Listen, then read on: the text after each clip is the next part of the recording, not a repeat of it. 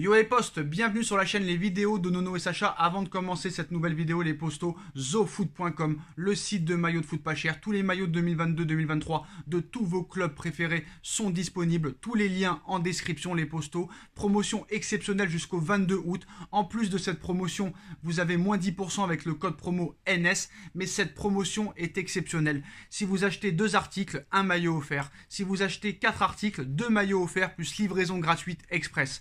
6 articles, 3 maillots offerts plus livraison gratuite. 8 articles, 4 maillots offerts plus livraison gratuite express. Si vous voulez toute cette promotion, vous devez commenter dans l'écran de paiement une fois que vous faites votre commande. Description de l'événement en bas en description, les postos jusqu'au 22 août, en plus des moins 10%.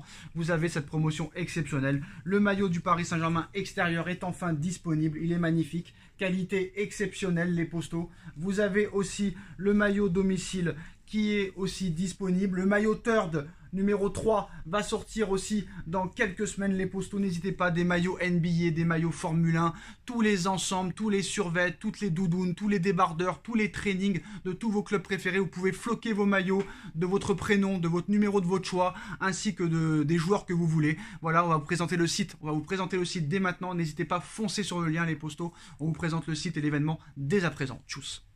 zofoot.com, les postos, moins 10% avec le code promo NS et en plus une promotion exceptionnelle jusqu'au 22 août, les postos. Tous les maillots, tous les survêtements de tous vos clubs préférés 2022-2023 sont disponibles. Le maillot extérieur et domicile du Paris Saint-Germain, des maillots NBA, Formule 1, tous les ensembles que vous voulez. Le lien est en bas en description. Et Nono nous a rejoint. Salut Nono. Salut Sacha. Alors on va évoquer l'actualité mercato du Paris Saint-Germain et des autres clubs qui est très riche aujourd'hui. Alors on va commencer avec Casemiro qui rejoint Manchester United pour 70 millions d'euros, Nono. Accord total entre le Real et Manchester United. Pièce essentielle au sein de l'entrejeu du Real, Casemiro, 30 ans, va rejoindre la Première Ligue. En effet, les médias anglais comme espagnols annoncent que le Brésilien va rejoindre Manchester United, qui lui offre un très très gros contrat. Pourtant, d'après El Chiguirinto des Rigones, l'argent n'est pas la principale source de motivation de l'international brésilien. En effet, il aurait refusé une offre financièrement plus intéressante venant du Paris Saint-Germain, mais le projet proposé par les Red Devils l'aurait plus convaincu. Est-ce que tu crois réellement à cette info ou c'est encore El Chiguirinto qui essaye de mentir pour faire de l'audience ? Ah je sais pas qui ment, mais là qu'on vienne pas me dire que Casemiro choisisse le projet de Manchester United qui est complètement à la rue. Surtout que le PSG avait fait une meilleure offre. Donc pour moi c'est un peu incompréhensible, mais par contre coup de chapeau à Pérez, il vend une pièce maîtresse, 70 millions, bravo à lui, personne n'est indispensable au Real. Oui, très clairement c'est une masterclass et en plus de ça il va doubler son salaire à Manchester United. Est-ce que tu aurais aimé toi que le Paris Saint-Germain tente le coup pour Casemiro pour renforcer le milieu de terrain ? Sacha, je vais te dire, c'est le chaînon manquant du PSG. Alors voilà, en tout cas Casemiro va rejoindre Manchester United dans les prochaines heures. Et la priorité pour le Real Madrid, c'est Bruno Guimaraes, l'ancien lyonnais, joueur actuel de Newcastle, mais ça risque quand même d'être compliqué parce que Newcastle n'est pas vendeur et il faudrait au moins lâcher 100 millions d'euros pour s'attirer les services du Brésilien Bruno Guimaraes. Donc je ne sais pas si le Real ira sur cette piste ou ils seront peut-être, suffisants avec les milieux de terrain qu'ils ont, Camavinga qui vient d'être recruté il y a un an, Tchouaméni, en plus de Modric, Kroos et Valverde, peut-être que ça pourrait leur suffire, non ? Je pense que oui, Guimaraes, encore une fois, on va dire que je rouspète tout le temps, mais Guimaraes à 100 millions, ça veut plus rien dire. Voilà, c'est un bon joueur sans plus. Alors Nono, on va parler aussi du mercato parisien, la demande très osée de l'Inter de Milan pour Milan Skriniar. Le Paris Saint-Germain ne lâche pas Milan Skriniar d'une semelle, mais le Paris Saint-Germain va devoir faire sauter la banque s'il veut le défenseur de l'Inter de Milan. Mais le problème, c'est que l'Inter de Milan s'amuse toutes les semaines à augmenter de 10 millions d'euros. Alors, Luis Campos et le Paris Saint-Germain ont fait la dernière offre hier. Elle est de 60 plus 5 millions de bonus, c'est-à-dire 65 millions d'euros. Alors, l'Inter, au début, en voulait 70. Après, ils en voulaient 80. Maintenant, ils en veulent 90. Et le Paris Saint-Germain a très bien expliqué aux dirigeants interistes qu'ils n'iraient pas plus haut pour leur offre. J'ai l'impression que l'Inter, en fait, n'a jamais voulu vendre Milan Skriniar et qu'ils se foutent du Paris Saint-Germain, qu'ils se foutent de la gueule très clairement du Paris Saint-Germain depuis plusieurs semaines maintenant. Ils nous font tourner en bourrique. Déjà à un an de la fin de contrat, 60 ou 65, c'était déjà très bien payé. Maintenant, ils en veulent 90. Je vais te dire un mot, qui le garde. Point final. Alors le Paris Saint-Germain va devoir chercher une autre piste en défense centrale, même si Nordi Mukiele peut dépanner en défense centrale, même Danilo Pereira peut dépanner en défense centrale.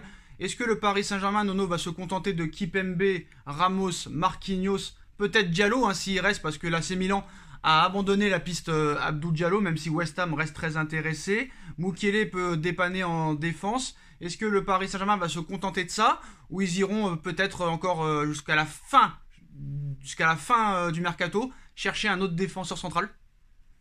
Ah, mais moi je pense qu'ils veulent vraiment un quatrième défenseur central de haut niveau, mais vu les tarifs, ça va être très très compliqué. Mais c'est vrai qu'un quatrième ne ferait pas de mal. Alors Dina Ebimbe à Francfort, c'est bouclé, 6 millions d'euros, plus un très gros pourcentage à la revente, donc ça fait toujours 6 millions de prix, hein, Nono, c'est déjà ça? Eh ben oui, faut vendre, même à petit prix, faut vendre. Alors on va parler maintenant, je sais Nono, peut-être que t'en as marre, t'aimerais bien parler de jeu, t'aimerais bien parler d'autre chose que cette histoire qui dure maintenant depuis 6 jours, mais on va continuer avec l'histoire Kylian Mbappé-Neymar. Wayne Rooney achève Kylian Mbappé, auteur d'un mercato estival globalement très prometteur. Le Paris Saint-Germain de Galtier a également parfaitement lancé sa saison avec 2 succès en Ligue 1 et un premier titre obtenu à l'occasion du Trophée des Champions. Pourtant, tout n'est pas aussi rose dans la capitale française et le supposé comportement de Mbappé continue de faire parler. Apparu agacé, pour ne pas dire arrogant, lors de la victoire des siens face à Montpellier, le Bondinois s'est notamment distingué en percutant Léo Messi lors d'un arrêt de jeu. Maintenant, on parle plus de ça que du clash Neymar-Mbappé, Nono. En retour, l'Argentin lui avait alors lancé un regard noir. Les images sont disponibles sur tous les réseaux sociaux. Interrogé sur cette attitude, Wayne Rooney, la légende du football anglais et de Manchester United, désormais entraîneur de DC United, pensionnaire de MLS, n'a d'ailleurs pas manqué de fustiger Kylian Mbappé. Je le cite, « Un joueur de 22 ou 23 ans qui met délibérément un coup d'épaule à Messi, je n'ai jamais vu un ego aussi gros de toute ma vie. Que quelqu'un rappelle à Mbappé que Messi avait déjà 4 ballons d'or à son âge », a ainsi lancé Rooney dans des propos rapportés par le média turc Depar Sport. Le message est passé. Qu'est-ce que tu penses des propos de Wayne Rooney envers Kylian Mbappé? Je vais être un peu prétentieux. Wayne Rooney confirme ce que je disais. Malgré tout son talent, Mbappé, je pense, a pété un câble. Tu t'attaques à Neymar, ok, mais ne t'attaque pas à Messi. Messi, à 24 ans, il était beaucoup plus fort que toi. Et là, ça vient d'un grand joueur. Et j'ai regardé encore 2-3 vidéos, même sur l'action de Vitinha, tu vois le mec qui arrête carrément de jouer. Là, je trouve que c'est un comportement déplorable. Alors, c'est pas parce qu'il est excellent qu'on doit fermer les yeux sur tout. Moi, je pense et je confirme, gros boulard Mbappé. Alors tu sais Nono, on a parlé de Mbappé quand il était très jeune, qu'il était très intelligent, qu'il parlait très bien, qu'il avait la tête sur les épaules. Mais moi j'ai vu quelques reportages de profs, de gens qui se sont occupés de lui à l'adolescence. Et il paraît que c'était pas une racaille, mais il avait un comportement assez problématique, il paraît. Donc le naturel peut revenir au galop. Le naturel peut revenir au galop, Nono. Je suis d'accord avec toi, Sacha. Lui et les autres. Mais là, le problème, c'est qu'il s'attaque à 2 légendes du football, donc là, c'est plus difficile. Alors Christophe Galtier a essayé de désamorcer la polémique du penalty gate. Une semaine après l'affaire du penalty gate entre Mbappé et Neymar, l'entraîneur parisien a dû s'expliquer et selon lui, tout est rentré dans l'ordre alors que le Paris Saint-Germain réalise un excellent début de saison. En conférence de presse d'avant-match, il a dû parler, la question lui a été posée, l'occasion pour l'entraîneur rouge et bleu de démorcer peut-être la situation. Il n'y a aucun malaise, c'est un épiphénomène, on s'est rapidement vu le lendemain pour aplanir tout ça. Dire ce qu'on avait à se dire entre nous, je vous le confirme avec beaucoup de sincérité. On a eu une semaine très agréable dans le travail pour bien préparer le match face à Lille. J'ai apprécié toutes les séances cette semaine où cet épiphénomène a disparu très rapidement, c'est-à-dire le lendemain du match, a-t-il déclaré avant d'être relancé sur cette fameuse hiérarchie pour les pénaltys et autres coups de pied arrêtés. Et cette fois, Galtier a invité ses stars à se responsabiliser en citant « Elle ne peut être qu'évolutive parce que ça dépend de ce qui trouve sur le terrain, de ce qui se trouve sur le terrain. » Dans ce match contre Montpellier, il y avait un ordre bien précis. Tireur numéro 1, Kylian, et numéro 2, Neymar. Après, il ne s'est rien passé sur le deuxième penalty. Il y a eu une discussion, un échange entre Kylian et Neymar. Et à partir du moment où Ney s'est senti de le tirer, Kylian l'a laissé, a-t-il déclaré avant de conclure. Il peut y avoir Messi, Ramos, qui est très bon tireur de penalty. Il y a ce que je prépare avant le match et qui doit être respecté. Après, il y a ce qu'il se passe pendant le match. C'est important pour nos attaquants de marquer des buts pour garder la confiance. Après, s'il y a la situation du match et l'entraîneur est très loin, c'est à mes joueurs de savoir à quel moment on peut faire un cadeau aux partenaires, s'effacer. Message reçu, ça je ne sais pas. En tout cas, non, on a oublié Ramos, qui est très fort. C'était lui le tireur de penalty quand Ronaldo est parti au Real Madrid. Même Ramos sait mieux tirer les penaltys que Mbappé pour moi. Mais je le trouve pas très convaincant, Galtier. Il a pas l'air sûr de lui dans ses propos. Je sais pas, j'ai l'impression. Ah bah Sacha, c'est de la langue de bois, tout simplement. Qu'est-ce que tu veux qu'il dise? Il peut pas dire autre chose. Il est obligé de désamorcer la bombe. Voilà. Mais moi je te dis, il y a un gros bordel entre Mbappé et Neymar. Donc je crois pas du tout ce que dit Galtier. C'est de la langue de bois. Par contre, Nono, je sais pas si tu as vu la séance d'entraînement d'hier ou d'avant-hier sur la chaîne YouTube PSG. Un Christophe Galtier très autoritaire, ça a fait le tour des réseaux sociaux sur des phases de jeu, des phases d'entraînement, des oppositions à 7 contre 7 ou 6 contre 6, où vraiment il gueulait, il haussait la voix. Ça fait longtemps que je l'avais pas vu. Je l'avais un peu vu avec Unai Emery, mais là, ça fait longtemps que je n'avais pas vu tout ça. Ah, mais moi je te dis, moi Galtier me surprend pour l'instant, pourvu que ça dure. C'est tout ce que je peux dire, pourvu que ça dure. Alors Nono, on va parler sur le dossier Neymar. Comme tu sais, depuis le début du mercato, Nasser, Campos avaient mis Neymar sur la liste, sur la liste des départs. C'est pas grave, c'est la petite sonnette du direct. Alors, sur la liste des départs, est-ce que c'était un moyen de communication en expliquant que Neymar était sur la liste des départs pour le faire remuer, pour le faire un peu plus bouger, pour le rendre plus performant? Ou est-ce que réellement le Paris Saint-Germain avait l'intention de laisser partir Neymar? En tout cas, Christophe Galtier entretient le doute sur Neymar. Depuis la prise de pouvoir de Mbappé au Paris Saint-Germain, l'avenir de Neymar a souvent été remis en question.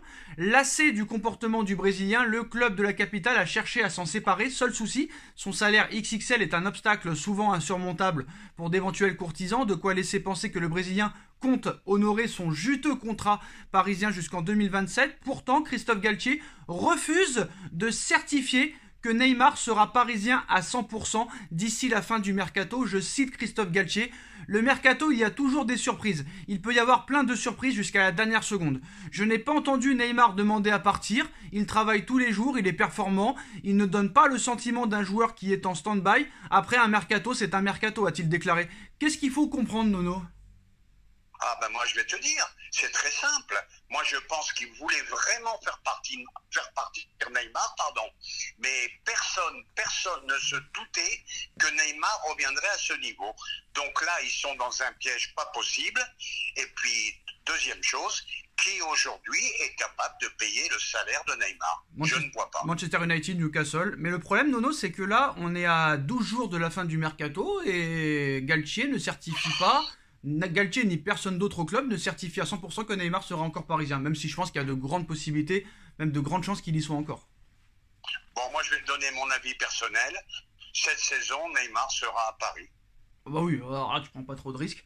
Mais t'as pas toujours dit ça, et il y a même quelques jours, tu pensais que Neymar pourrait quitter le Paris Saint-Germain. Il y a encore quelques jours après l'histoire du penalty. Oui, je me rappelle, je t'avais dit ça en cas d'arrivée de Rashford. Voilà. Je t'avais dit que ça me mettait le doute si Rashford venait, ça voulait dire que Neymar partait. Ben, ça peut arriver, Comme a dit Galtier, tout est possible jusqu'au 31. Non, mais Nono, là tu te contredis. Il part, il reste. Le mercato il peut finir. Rashford il peut encore débarquer, ou un autre joueur offensif peut encore débarquer. Ah bah alors on n'est pas à l'abri de surprises. Ah non, je sais pas, mais tu te contredis. Peut-être qu'il faut attendre la fin du mercato, mais moi je pense qu'il y a de très grosses probabilités quand même que Neymar reste. Oui, on est d'accord là-dessus. Voilà. Après, voilà, bon. Il y a beaucoup de contradictions dans ce dossier, mais bon, voilà les postos. En tout cas, voilà les dernières informations de ces dernières minutes, de ces dernières heures concernant le Paris Saint-Germain. Bon, il y a un match dimanche à Lille. On est impatient déjà de voir ce premier choc. Est-ce que contre Lille, c'est un choc? Je ne sais pas. En tout cas, on est impatient de voir ce match dimanche parce que pour moi, ce sera le réel premier test de la saison. Ensuite, on enchaînera contre l'AS Monaco, donc ça va être intéressant de voir ça. Voilà les postos, dites-nous en commentaire ce que vous en pensez. On like, on partage, on commente, on s'abonne. Merci Nono d'avoir été là et on se retrouve très vite pour une nouvelle vidéo. Tchuss!